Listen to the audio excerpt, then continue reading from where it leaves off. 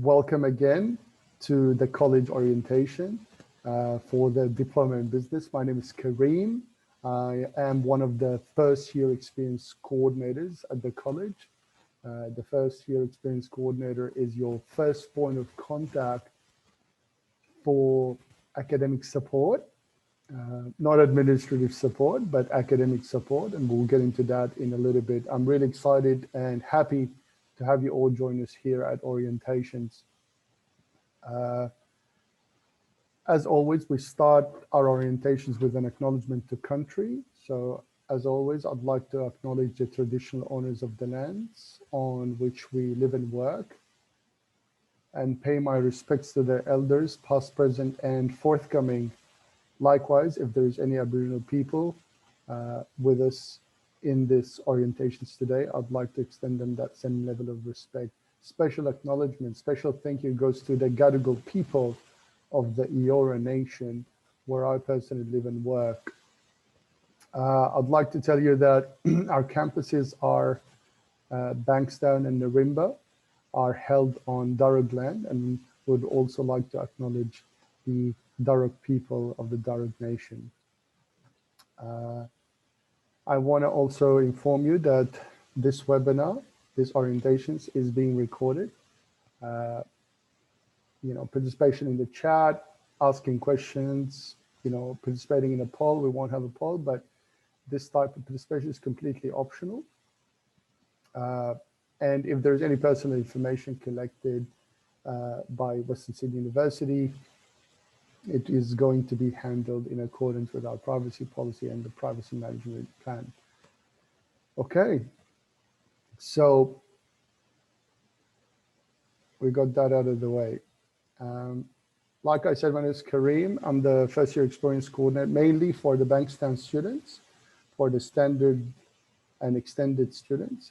So we will also get into what a standard and an extended diploma is. And the counterpart in Narimba, Quakers Hill campus, is Bill Goldfinch, who is not here with us today, but is definitely sending his regards. This might be a helpful slide for you guys to take a snapshot of our email addresses. Email is our preferred method of contact for, the obvious reasons. Previously, we were not on campus due to what's happening in the world. And right now we are going back on campus, but for a limited number of days. So the best way to reach us out is not by phone, and it is by email. So you're welcome to take a snapshot of this so you can reach out and contact us. Allow us 3 business days to get back to you. The reason is because we also have, as first year coordinators, we have like teaching duties. Teaching duties, that means you will see us. Some of the very people in this orientations will see me in their academic skills class this term. And for some of the standard students, you will see me in your decision making for business class. So, all right, moving forward. Why are we here? Why are we here at university? Why are we here at the college? Okay. I'm a big fan of starting with why. It gives us a context of what we're doing and why we're doing it. So we'll try to address why we're completing this course, what will we study, where will it lead, what is expected of you, which is really, really important questions because it kind of sets up the expectations of our commitments and what we have to do actually to succeed. So why complete this course? But before answering that question, or addressing that question, we've got to ask ourselves, like, why study? Like, why education in the first place? Folks, when you come to university, you will learn more about yourself than you've ever learned about yourself in your 17, 18, 19, 20, or however long you have learned about yourself. And you'll learn about the world around you. Of course, at the college, you'll also acquire the academic skills necessary to further your studies at uni and the workforce. Also, it is also the first step towards becoming an independent and a critical learner, which kind of helps you not only to get the career that you want. Becoming an independent and critical learner is one of the most important things you can become to survive in this world. And obviously, doing a business diploma as well will give you a pathway to university. So when you come here, you'll learn about yourself, you'll learn about the world, you'll acquire some really important skills that you haven't acquired in school that will set you up for like second and third year of university. And of course, learning to become an independent and a critical thinker. This essentially means thinking for yourself. And it is absolutely essential skill to have and a trait to have if we're going to survive and succeed in the world. Okay.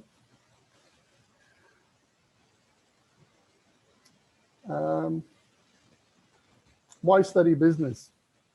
The business environment is ever changing. Making decisions in business will change people's lives.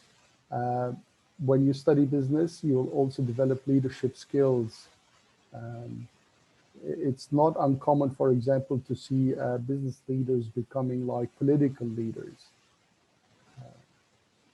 And also you will build or you acquire knowledge that will help you build a very versatile career. Versatile means flexible. Okay, so this is orienting yourself towards a business degree is like I want you to be happy that you've chosen to pursue a business degree via a business diploma. Folks, I apologize for the audio. I will do a little bit of a research. Just give me 2 seconds. Thank you. Thank you, Dylan. Thank you, Brian.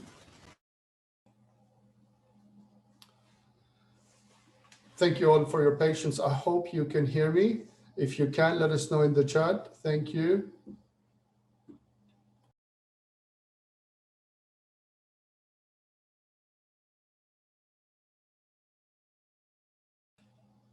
Great, thank you.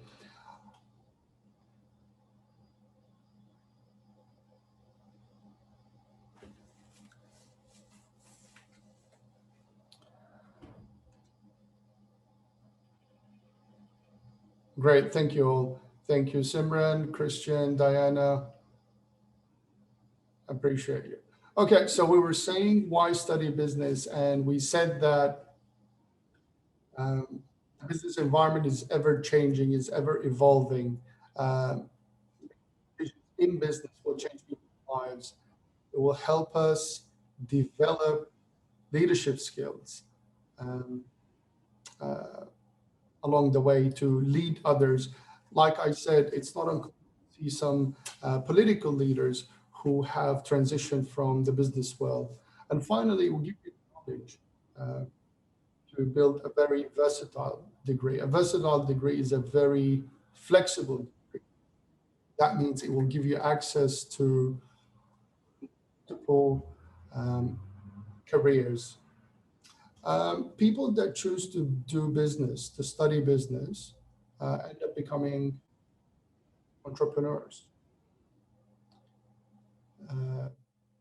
or managers.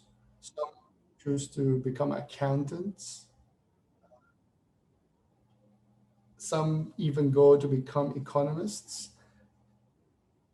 We have a lot of students who are property oriented. That means that they're passionate about real estate as developers or sellers.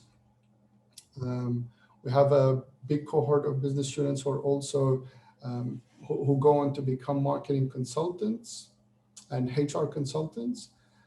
And of course, some become financial analysts and get into banking.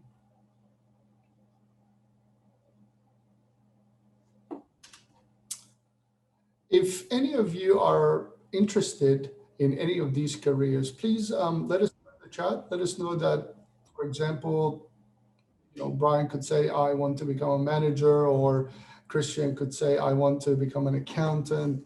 Let us know. And if there is a career path that you would like to pursue that is not in this list, also let us know in the chat.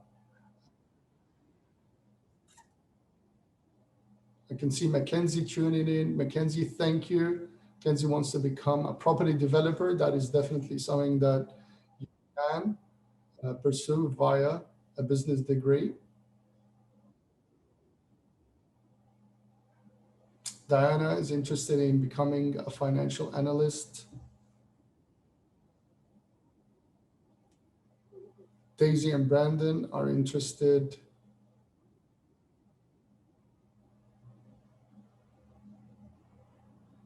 in real estate and property development, etc., etc. I won't bore you with everyone else's responses, but I really appreciate the contribution in the chat. I can see each and every one contributions. And I want you to know that even though you can't see everybody's responses, most students are picking careers from this list. So HR manager, something in the HR field, entrepreneurship, property development, financial auditor. Financial auditor is like an accountant. So I just want to assure you that you are in the right place. And if not, then no problem. There is also an avenue for a conversation around that. So we'll move on. I asked everyone to do this exercise with me so we can establish that you're in the right diploma and the right degree. And if you think you're not, like I said, there is you're more to reach out and we'll have a discussion, we'll have a conversation about this. Yes, you can change your mind. You can change your mind right now, today. Yeah, you can change your mind, after one term of studying business. You can change your term after 1 year of studying business. But it's always a great idea to start having a conversation, reaching out, speaking to the first year coordinator about your intentions, about your thoughts, if you have a change of heart, etc. I believe that the sooner the better. So if you want to change your mind, the sooner the better, so you don't waste time. But like I said, there's no problem at all.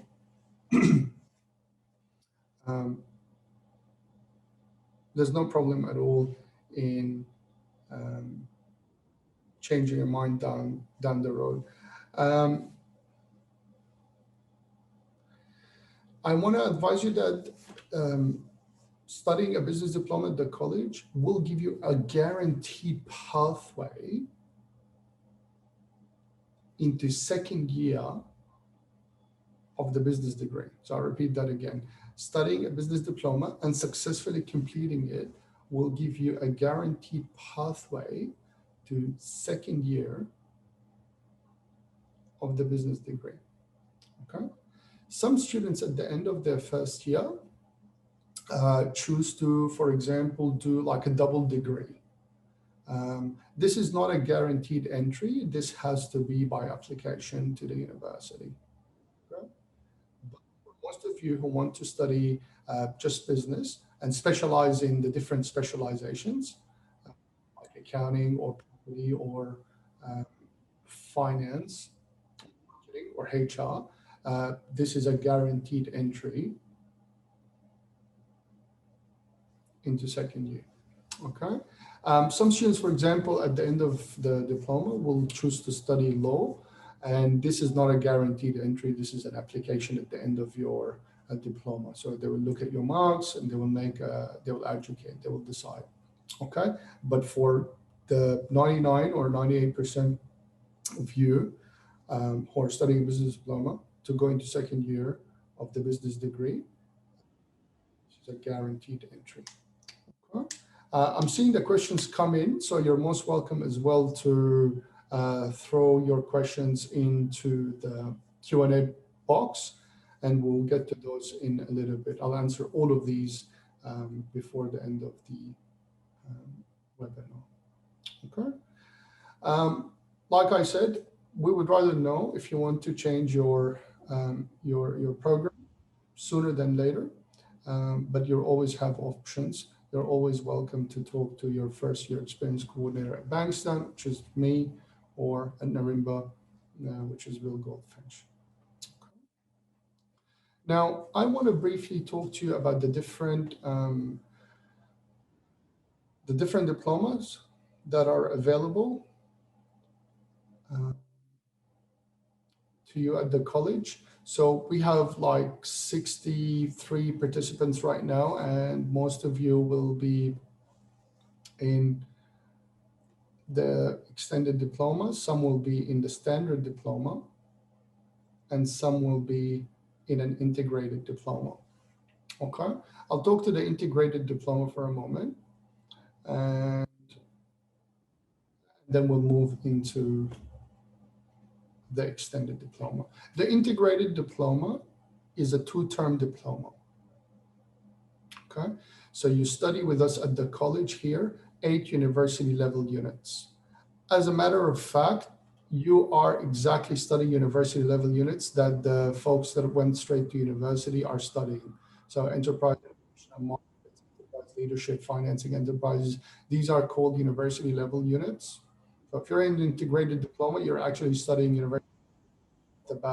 You're going to do them in 2 terms. You're going to go into second year when you pass 7 or 8 of these units. As you can see, these are core units, the ones in the squares, and then you pick 3 electives.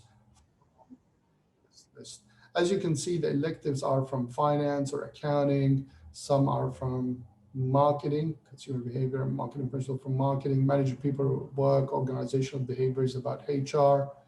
So you'll be able to pick electives that will orient you towards the specialization or the major that you want to choose in second or third year. Okay, so this is the integrated or the 2-term diploma, and the people that get into the diploma in business, because I kind of saw some questions about, I'd like to change from extended to standard, from standard to integrated. This is not our call at the college. This is like a UAC admissions decision. So the people that make it to the integrated have like a higher ATAR than the standard and the extended. So it's not essentially my call or even my manager's call. It's a UAC kind of decision. So just wanted to let you know about that. Okay. I'll combine the standard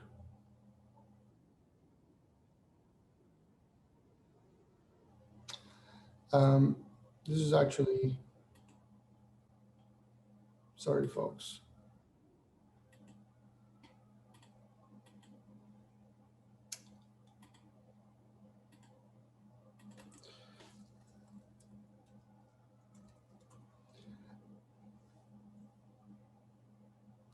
Oops.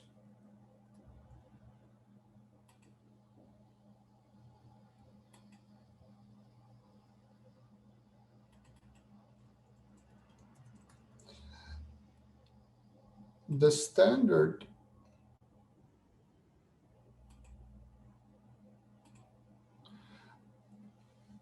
diploma is a 3-term diploma essentially, and it will have the university level units that I spoke about before. Okay, but on top of that, we have an additional term where we do what we call prep units. So you will do a little bit of, this is English, Introduction to Academic Communication 2. You'll study legal studies, which is Introduction to Australian Legal System. We're very excited about this unit. It's called Decision Making for Business. Decision Making for Business combines like statistics and accounting together. And this is a brand new unit. This is a unit that I was personally involved in writing. So it's really exciting. It's a lot of fun. So for those that are doing the standard, I will see you in this unit this term in Bankstown face-to-face. And in the first term, these students will also start doing university level units by doing enterprise innovation and markets. Now I'll move back to the extended diploma. The extended diploma is a 4-term diploma. Notice that the university level units and the electives still exist. This is the additional terms that the standards do. And this is another additional term of prep units that the extendeds do. So we do academic communication 1, which is like an English unit, academic skills. These are the requisite skills that you need to study at university. Business studies is not only a refresher of what you would have studied in high school, but also takes it to like the next level. And then we introduce what we call corporate social responsibility, sustainability, and ethics, which is basically an ethics unit. Okay, so the people that are doing an extended diploma, you study 4 terms. Note that these are the university level units. This is the additional term that the standards do, and this is an additional term that you do. I think this is an opportune time right now, if you would like, because the majority of you are studying the extended. I'd like for you to maybe take a moment to take a snapshot of, this is called pattern of study. And the pattern of study is basically what units you have to complete and pass to go to second year, okay? And sequence that you should complete them in. So there is a certain sequence that you have to follow before you can do it. Okay, so please take a moment to take a snapshot of this.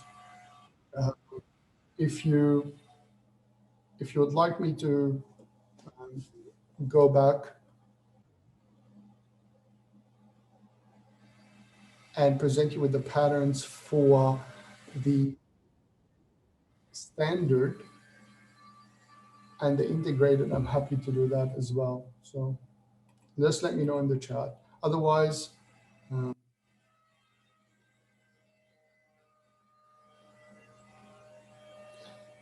okay, so I assume that you took a snapshot of that. Sahil has asked if you can have a snapshot of the standard pattern, which is here.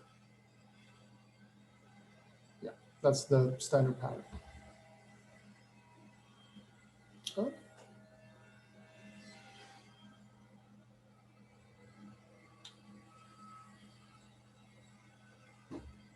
No problem, Sahil. So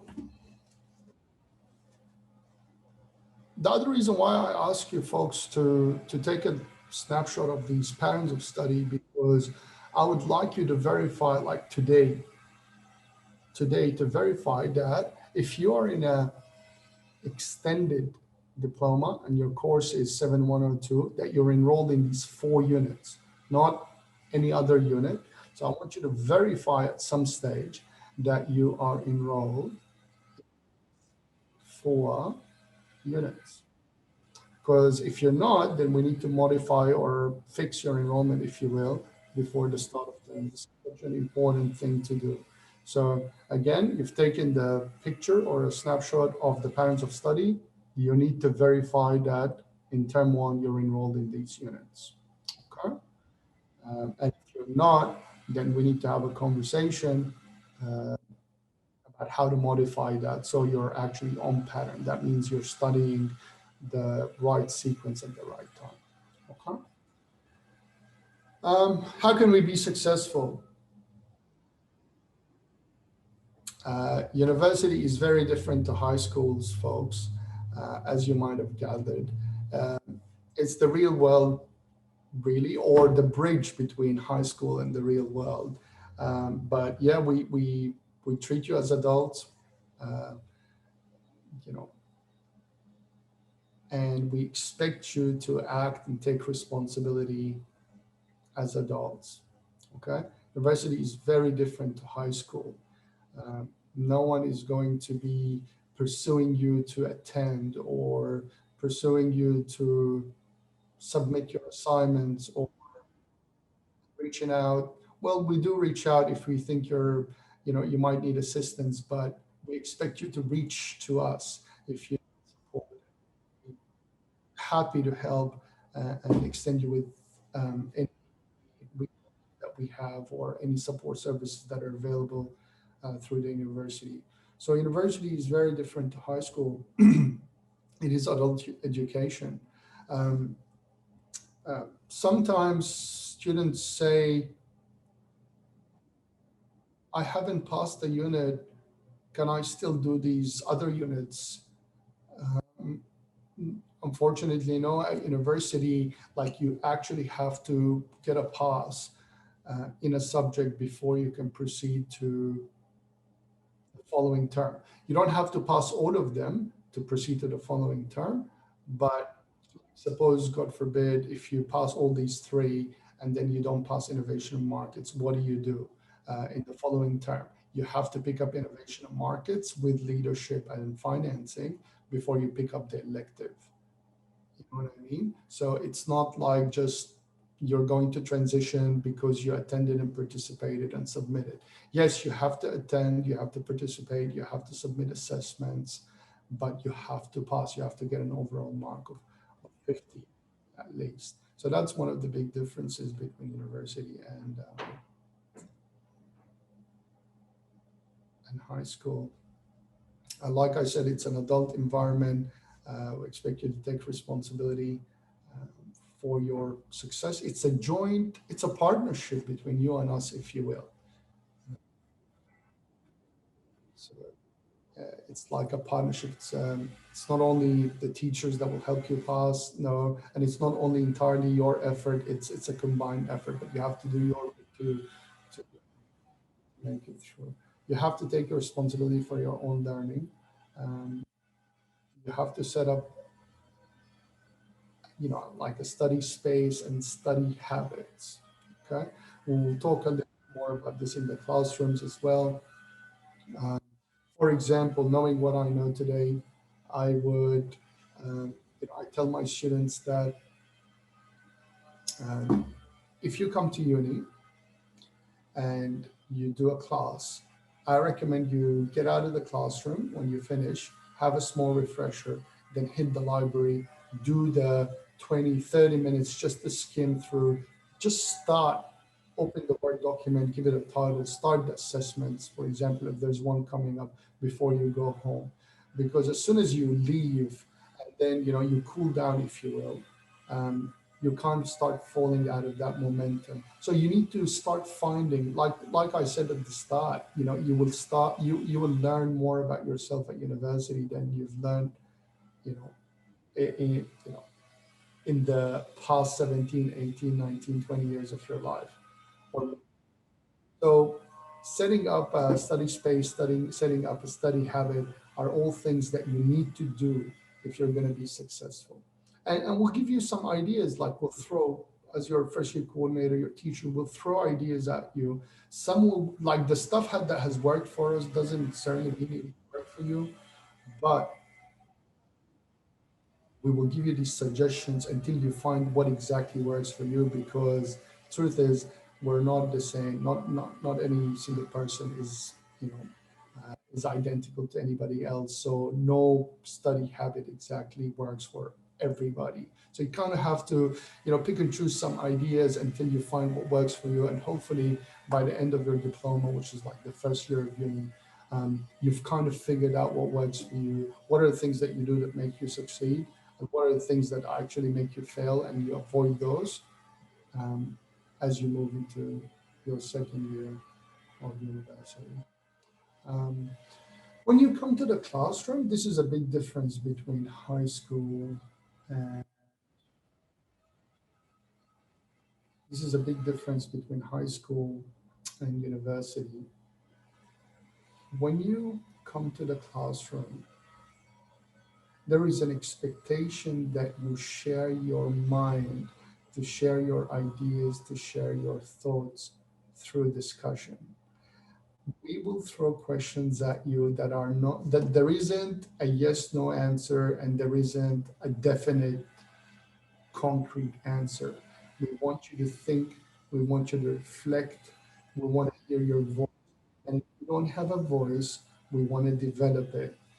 And this tees up, like this connects with that bit that I said at the start, that coming to university, one of the things that you do when you come to university is you start to harness or develop that critical thinking or independent thinking. So not only do we want you to think for yourself, but we also want to hear your thoughts. Because what happens in the classroom is as you start sharing your ideas, you will notice that other students or your teacher will have a different opinion to you. And then we will have an intellectual discussion, like we'll clash. And, you know, of course, in a professional, positive, polite way, but we will let each other know that we're on the opposite side of the argument, and we'll try to defend our positions. And then you will know if you're right, your opinion will stand. If you're wrong, you will learn something and we'll move on. And we're constantly learning, ladies and gents.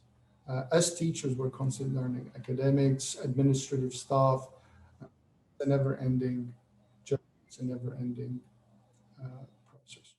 Okay. And one of the most important cornerstones of success, like one of the things that you can bet that if you do, it will help you succeed, or you can bet that if you don't do, you will not succeed, is attendance. You've got to attend, folks. The way we design our units, okay? Um, the way we design our units assumes that you will attend most of your classes. Okay. One of the things again about being at university, nobody's going to chase you up if you don't attend. You have that freedom. But then with that freedom, there's that responsibility that you've got to attend, because when you attend, you there's a lot of reasons why you should attend. You have to ask questions, you got to verify um, if you're right or wrong. You know, it helps your memory. It's a social event, so it provides a little bit of positivity. You district reminders in the classroom about what's coming up next. I mean, all this stuff is there, but you know, when you come into the classroom, the teacher starts the day by saying, "Oh, hi, da da da. By the way, we have this assessment coming up next week." So, you know, we will show you how to set up calendars and reminders and um, all this great time management stuff. Um, but if you come to the classroom, you will also get this reinforcement, these reminders. So attendance is really, really key. And you will have these, you know, these discussions that are lively and engaging and fun, I hope. And let me be forthright with you, okay? So you don't say Kareem wasn't forthright. Not every single class is going to be amazing and engaging and super fun like most are, but not every single class is going to be like that. So you kind of have to inject the energy. Remember what we said about this being a partnership? Sometimes you have to bring the energy to your peers. Sometimes you have to bring the energy into the classroom to your teacher. And we'll work with that because it's like a social experience, social learning. So attendance is key, ladies and gents. There is an expectation that um, you attend at least 80% of all your classes at the college. Um, So there was a question in the chat, and it just so happens to be the topic of this slide. The student says, just question, I don't know the room for the campus for my day one. So if you go into your timetable, and I assume, and I hope that you can,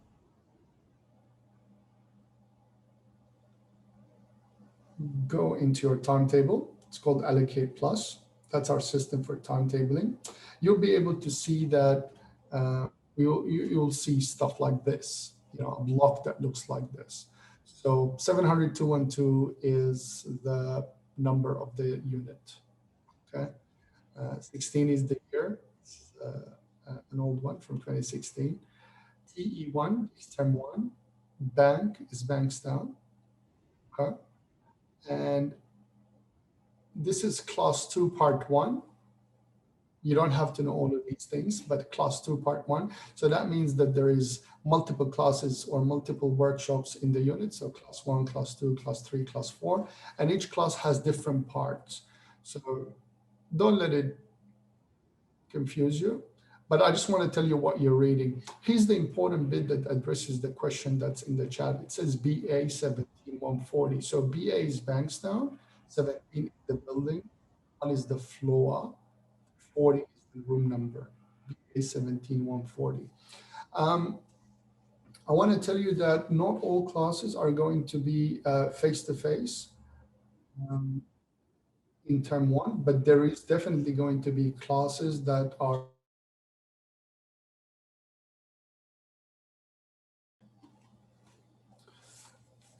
ladies and gents, sincere apologies for this technical difficulty. My computer just had a bit of a problem. So thank you and sorry again for this. If you can hear me, let me know in the chat that you can hear me. Jaden? Yes, all good. Thank you. Thank you guys. Appreciate you all.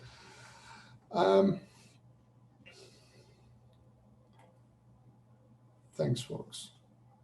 So before this interruption, we were discussing the what you see on your timetable. And I wanted to say that when you open up Allocate Plus, which is our system for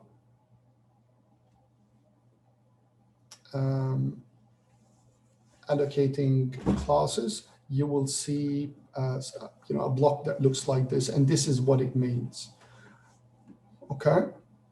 I had said to you that some activities means lectures, tutorials, workshops, etc. Some activities are going to be face-to-face on campus in term 1 this year, when term 1, as you know, starts on the 1st of March. But we still have activities online. And the reason is, of course, because of the social distancing measures that we have to adhere to because of what's happening in the world today.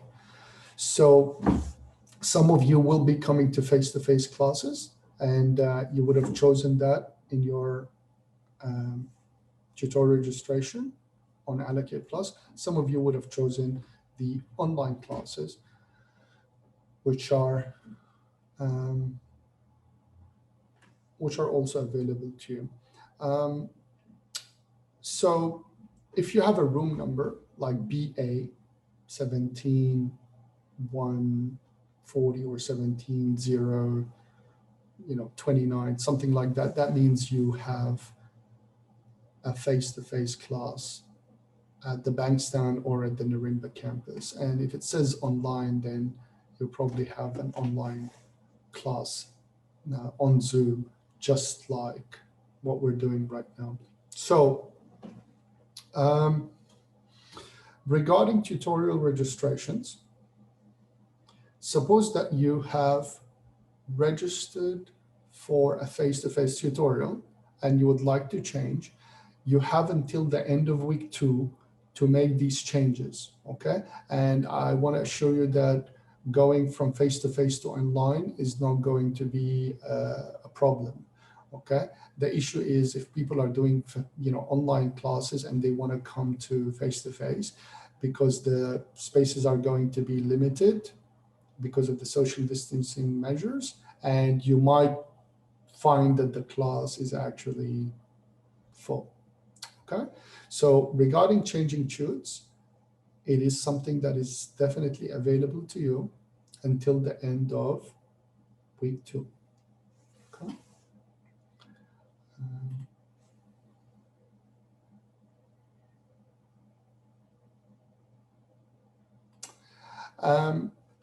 There is a question in the chat. I think it's a good question that says, oh, I have some activities that are in blue and some are in orange. Is blue face-to-face, is orange online? No, it's not. The orange just means that it's a different type of activity. Okay, that means it could be like a workshop, or it could be like a lecture, or it could be like a lab. Of course, we don't have labs in business, but just wanted to explain that the color does not mean it's online or offline. Like if you read a room number 17 that starts, for example, at Bankstown that starts with 17, that means you have a face-to-face activity. And if it says online, obviously it's clear. In the Rimba campus, you will see NIR. Instead of BA, you will see NIR. So check it out, guys, right now. And of course, this type of assistant does not go to the FYC, to the first year coordinator. This type of assistant goes to, like if you need help, you reach out, you talk to Student Central via the chat function of the main website, or you call them on the number. I'll give you the number as well at the end of this presentation. So this type of questions doesn't come to the first year coordinator. This type of questions, this administrative support goes to the to Student Central. Okay, I am going to continue to move on. I think, Elena, I think it's an opportune time to actually answer this question as well. There's an Elena who's asked or mentioned that she's got online classes. Where will she join the online classes? I will show you how to join online classes, okay? I will show you how to join the online classes before the end of this orientations, okay?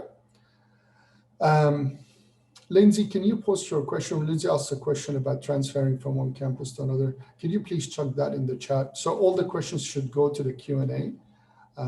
But if you have like a quick comment, like we can hear you or something like that, happy to take them on the chat. But for the most of it, I'd be really grateful if you folks could please post your questions to the Q&A. Okay. All right, moving right along.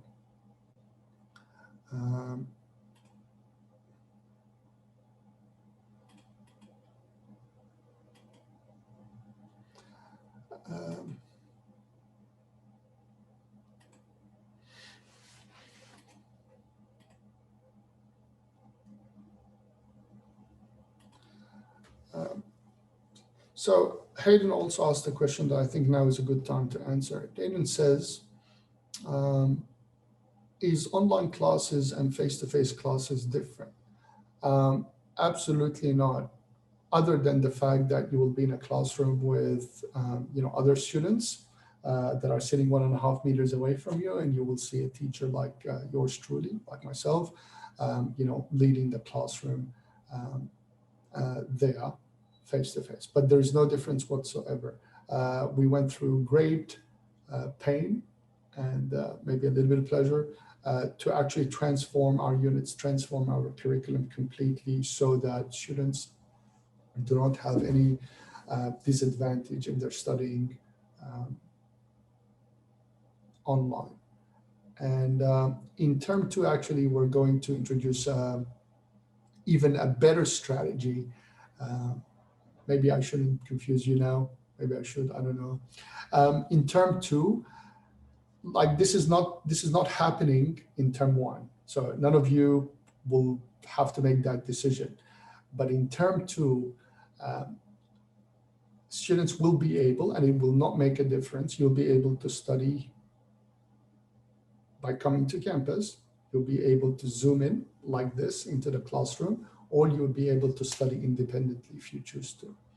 Again, we're big fans of face-to-face and online, okay? But if you're too stuck, there's something going on in your life, you really can't make it to class. We've built our material in such a way that, for a week or two, you'll be able to study independently. But whether it's face-to-face or online attendance, it is super important that you actually show up and participate for all the reasons that I provided before. Okay. So this explains what I highlighted before. 700,212 is the unit number. This is the year. This is the term. This is the campus, and this is the room number. BA is Bankstown. 17 is the building. The level is 1. The room is 40, etc. I don't want you to sweat this right now, because guess what? If you show up to campus and you don't know what room number you're supposed to be in, your teachers are going to be in the corridors and in the foyer areas, and we will be happily, we'll provide you with that guidance. Like, we'll just have a look at your timetable. We'll say, oh, this is building 17, it's that way, or level 1 is this way, room 40 is that way. So like, don't think that, oh, because I can't read the room number, I'm going to be stuck. No, you won't. We'll be there for you.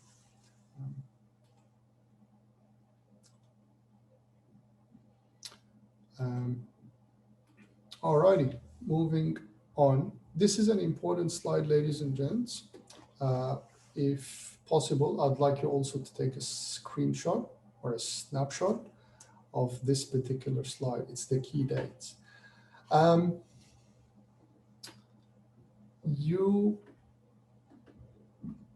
will have to pay attention to these important dates. And I'd like you to take a snapshot of that right now. Term 1 starts on Monday, the 1st of March. Okay. We expect you to attend at least 80% of all your classes. So on day 1, you should be ready to go. We have something called census date, and census date is an important date that actually happens in every term. It's not only once a year, it's once a term, and it changes obviously. So census date this term, in term 1, is on the 31st of March. So what is census date? Census date is the date where you would actually pay for the units, okay? So between the 1st and the 31st, you are enrolled. It's just that the payment hasn't been deducted from your tax file number by the university yet, okay? Why is this date important? This date is important, ladies and gents, because if you need to make adjustments to your enrollment, we need to make them before the end of this month, which is the end of March, okay? The university is super strict about this, so I want to be straight with you. Sending an email on Thursday, the 1st of April at 7 a.m. to the university saying that I want to get out of these units, or I want to drop this one, or will not be acceptable. The university is super strict. Like, we need to do that by the 31st of March, okay? So census date is the date where the university takes the fees from your tax file number, or sends you an invoice that you have to pay if you're not using HEX, or you're not paying through, or deferring your payment via the HEX. So before, if you're considering like reducing your study load, or just doing, instead of 4 subjects, you want to do 2 because you're working 20 hours a week or 25 hours a week, you want to have like a quick chat with your FYEC, because that's the conversation you don't have with Student Central. There's a conversation we have with your first year experience coordinator, because we need to give you some additional insights. For example, which units are best to drop, which units are best to keep, which units will be on offer next term, which units won't be on offer next term, etc., because this will help you decide as well. So census date. Also after census date, all the payments will go through, and then if you want to get out of units by then, you might find it a little bit difficult, even though the payment has gone through, and you might have like a fail grade if you get out of a subject, if you drop it after census date. Okay. Okay. There are people throwing questions in the chat. These are really great questions. I welcome them. I think they're very informative that we address them across the board so everybody could hear them. Please take them to the Q&A, because the Q&A, like there's a list, so I'll go through the list and I'll answer these questions for you. So please, I'd be very grateful if you actually take these questions to the Q&A. Okay. All right, so since the 31st of March, we have a midterm break. This is around Easter. Okay, you're going to have a whole week off from the Monday until the Sunday, and then we come back after that and we do the second part of the term.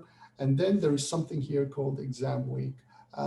We don't have a lot of exams right now under the current regime because you will have assessments. Some of them they're not called end of session exams, like end of term exams. They might be called midterm exams. They might be called inter-session exams, etc. I don't think, maybe very few of you would have exams during that week. Most of the assessments will happen before that week, right? So I think maybe the integrateds, maybe will have end of session exams or final exams during that week, but most of you won't have assessments during that week. But anyway, all of these dates will become clear to you. We communicate all of this stuff to you as we go, which also is another reason why you should be showing up to class, so you can be reminded of these critical and important dates. My bad. The exams that happen during that week are called final exams. You might have an end of session exam maybe during that week or a little bit before that week. And it's just a small change to the assessment structure because of COVID-19. We made small changes. Obviously, students couldn't come into the classrooms to take exams, as you know. So we made some small changes. Don't sweat it right now. We will stay in touch. We will communicate. We'll let you know. You will never not be informed about an assessment. Term 1 ends in June. Then you have a small break, and then by the end of June you come back and you do term number 2. Okay, moving on. This is something that I've said to you. This is our expectations of you. Attendance is crucial for success. You need to have an 80% attendance rate. Like, this is more for you than for us. Like, if your attendance starts to drop below 80%, ladies and gents, you have to be concerned a little bit, because it is a signal. It's like, without being dramatic, it's like you're almost going to crash. Like, if you're in a car and there is a barrier and you're approaching that barrier, that's what happens when you start dropping below the 80%. You start moving towards like this barrier. It's a metaphor. I'm trying to highlight that it's crucial. If you're above 80, you're in the right track. You start falling below the 80 threshold, ladies and gents, you start moving in a direction where you might have a problem. Okay, when we say 80%, we want you to attend all activities. These are the activities: lectures, tutorials, workshops, want you to attend on time. Work commitments are not an excuse. Neither are holidays or family holidays and stuff like that. Like you cannot not send an assessment task because you have to go on holiday. This is the truth. Okay, you can't not do your assignment on time because you have work. There are arrangements that can be made. We can ask for extensions and whatnot, but we can't do them after the fact. So we need to communicate, we need to know. On the topic of work, I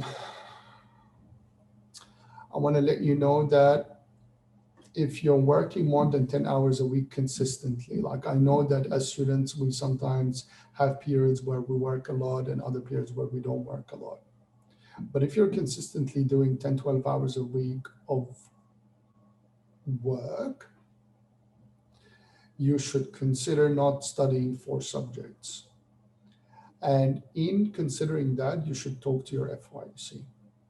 There are students that are working 20 hours a week. If you're working 20 hours a week, I think you should do 2 subjects only and not 4. You're 17, you're 18, you're 19.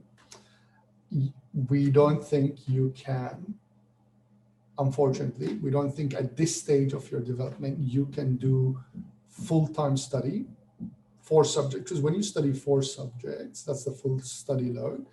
That's like having a full-time job, like 40 hours a week, okay? We don't think if you are studying 4 subjects, that means the commitment is about 40 hours a week. You can also work 20 hours on top of that. That means you have a 60-hour week. Something is gonna give, most of the time it's UniWork that gives. Let's have a conversation. We might reduce your study load to 3, we might reduce it to 2, but let's chat. If you are working 20 hours a week, here it is, I'm saying it, you should not be studying 4 subjects. Okay, I've been doing this for since 2015. I've consistently seen this. Either my students fail or they get a bit unhealthy, or they start to burn out, or they get emotional. So let's have a conversation. Let's be mature about the expectations. Okay, we want you, of course, we want you to study 4 subjects, or we want you to study as much as you can and get you to graduate as soon as possible so you can go to second year, etc. But let's be a little bit mature. Let's be realistic about our expectations. Okay.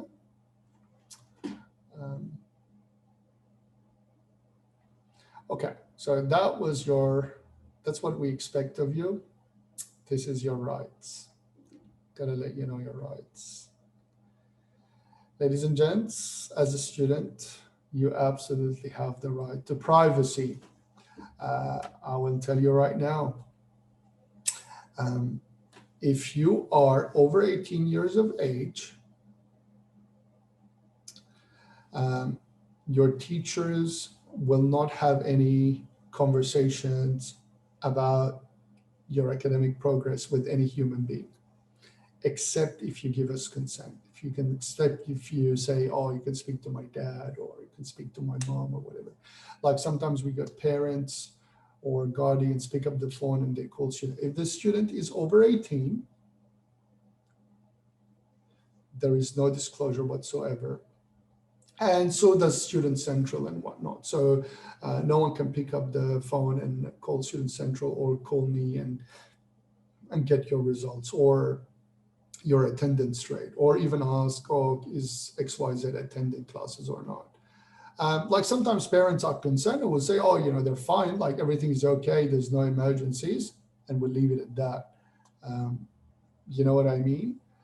So you have the right to privacy.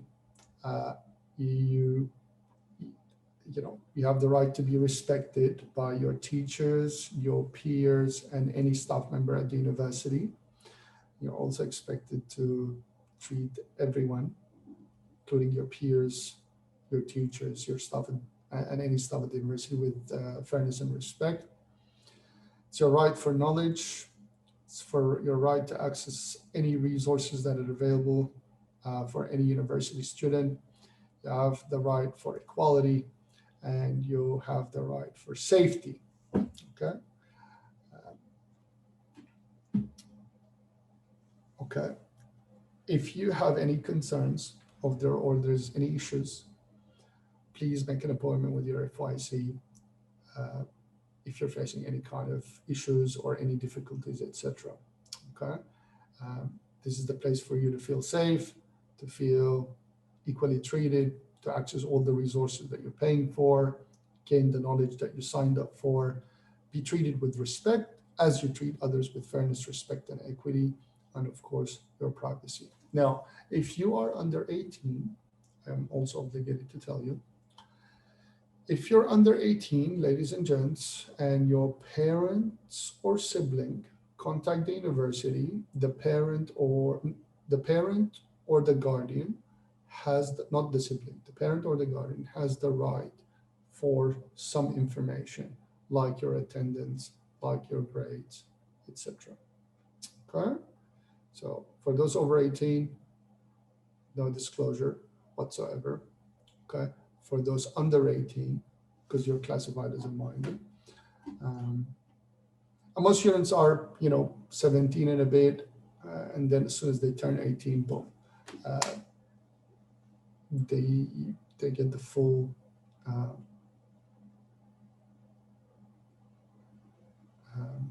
non-disclosure. Cool.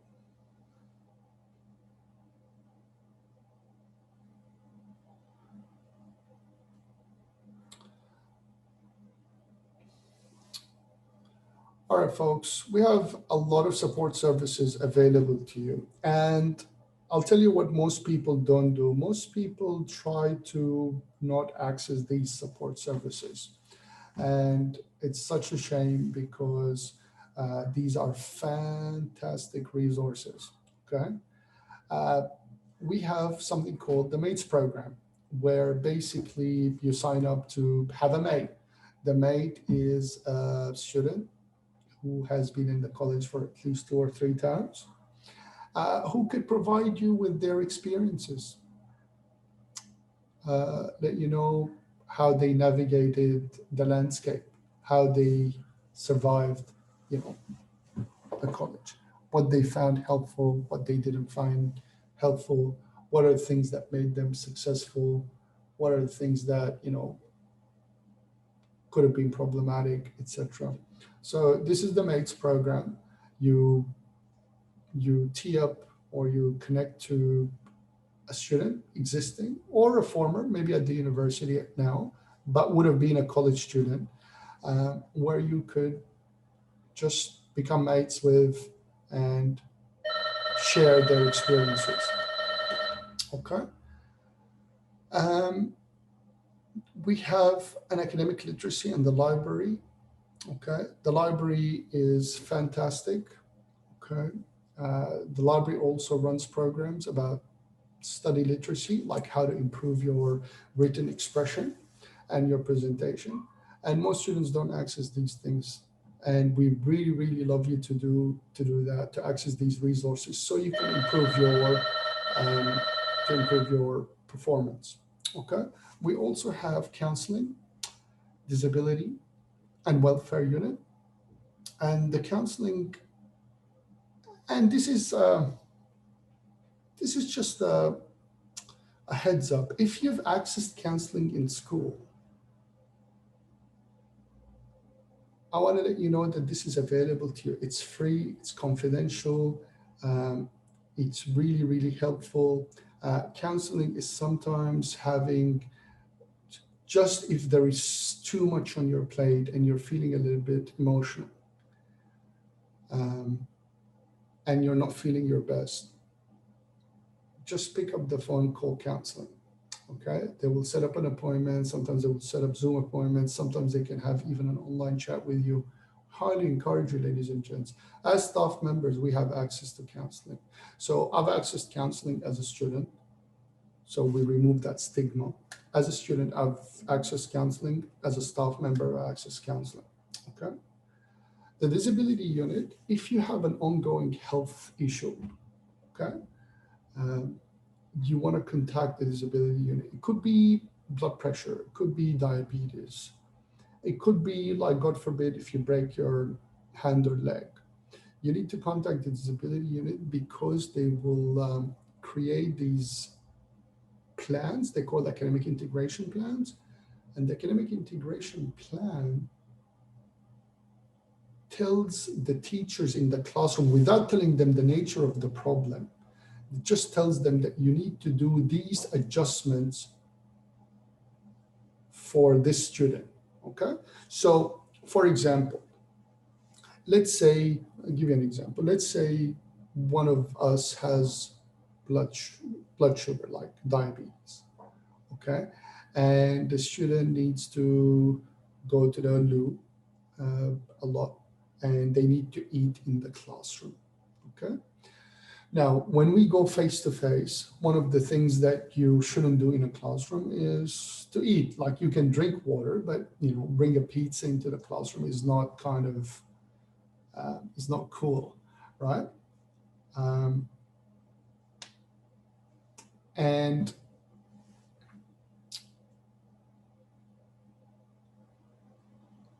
but if you have a condition, like for example diabetes, the disability unit could write to the teacher and say you should let the student go to the loo as many times as they need and eat in the classroom should they need to, without telling them what's the underlying issue. So you get a document that says XYZ should be, you should let the person eat or the student eat as many times as they want, or go to the washroom as many times as they need to. Okay, folks, we're running a bit of time, not a bit running out of time, but we're heading towards the end, so I'll speed up. We also have a careers unit. The careers unit is the department that you want to have conversations with when you're seeking an internship. Maybe, excuse me, maybe towards the end of first year, or maybe in your second year when you were seeking that internship, when you're starting to look for employment. They're great. They will hook you up with resources. They have workshops on how to interview. I've been to one of these workshops as a student. By the way, I'm a former student of Western Sydney.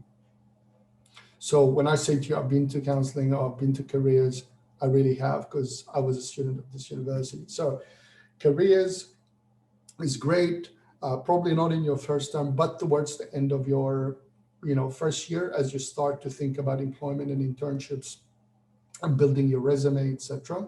And this is something that's available to you as well. Okay, the library, I'm rewinding again to the library because the library has these important services they call the study smart zones. And these are the zones where you can come in either face-to-face or live online, where you can get some support and feedback about your assignments. Okay, whether it's the written expression, the referencing, the citations, etc. Of course, we're big on referencing and citations at university because of academic integrity. This is not school anymore. We can't just Google and copy and paste material. Like, this is a serious offense at the university level. So if you need assistance, especially in your first term, the support is available to the library. Reach out, familiarize yourself with the library. We will talk more about this in the academic skills units, or if you need support, reach out to the FYC and we will direct you to these great resources that are available. Like I said, we have counseling, disability, and welfare. Welfare, if you have financial issues, you want to speak to the welfare folks, okay? Disability unit organizes the academic integration plans. If we have an ongoing health issue, you want to speak to them. Student Central is the place to contact if you don't know how to use a certain website, or you want to check your enrollment, or you want to check your allocate, or your fees, or your graduation, or your tax file number. These are the people to speak to. And the welfare officer, if you're facing like financial issues, apologies. Okay, this is an important number that you want to take down. It's the 1-300 number. This connects you to all of these things, really.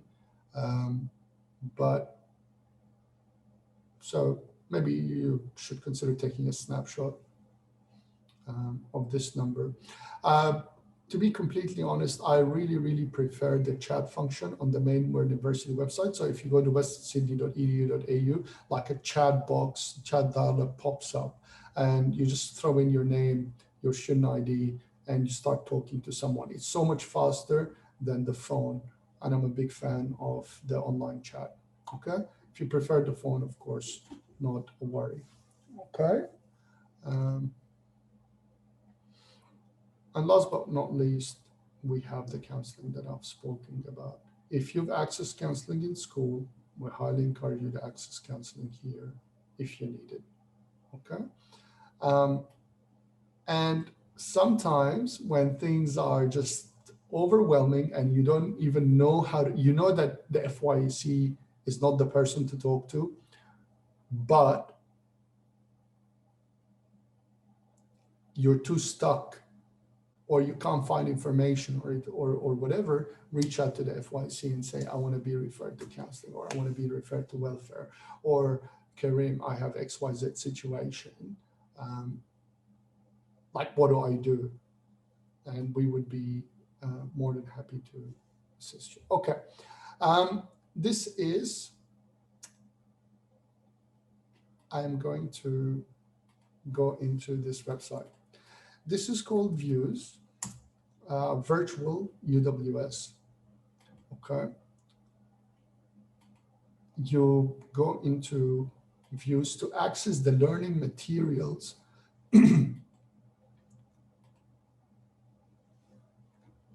for each and every unit that you're enrolled into.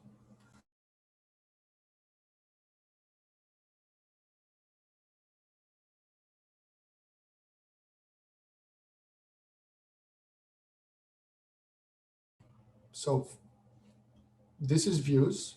This is the virtual UWS. This is our learning management system. This is the place where you go in to access information about the units. Okay. So suppose that you're enrolled in business studies for term 1, 2020. Okay. You go into business studies, you go into learning modules. You'll be able to access the material that you need for that week. So module 1 is for week 1, module 2 is week 2, etc., etc. Now this information will become available as you go on. Okay, there's a place also for announcements, so you will see announcements, etc. Now there was someone in the chat that said, oh, how do I access online classes? Okay, you go into, this is not the real information, this is still to be updated. When you go into Zoom classes, if you're enrolled into a Zoom class, you will go in and you will see the links here. So for example, if you're in Tanvir's class, you click on this link. In Armin's class, you click on this link. Karim's class, this link, etc. So that's how you can access the online classes. From Views, on the left-hand side, you will see Zoom classes. You click on it, boom, you're there. So, and in Views, you will also find other information as well, like a little bit about etiquette, a little bit about the learning guide. The learning guide is an important document that tells you exactly our commitments to you and our expectations of you. Okay. Also tells you a lot about the content that's going on, that's going to be delivered each week. What assessments you have to pass in order to pass the unit, etc. Your teachers will go through the learning guide in week 1. Okay. If you're stuck with anything, let your teacher know or reach out to your first year experience coordinator. Last but not least, folks, I just want to say stay connected. Again, this is the 1300 number. Is available here. You have our email address. The reach out on social media. It would be our pleasure to help. And of course, if you want to watch this orientation one more time or access bits and pieces of it, you can go to westernc.edu.au/the college orientation, and you will have a recording of this session. Okay.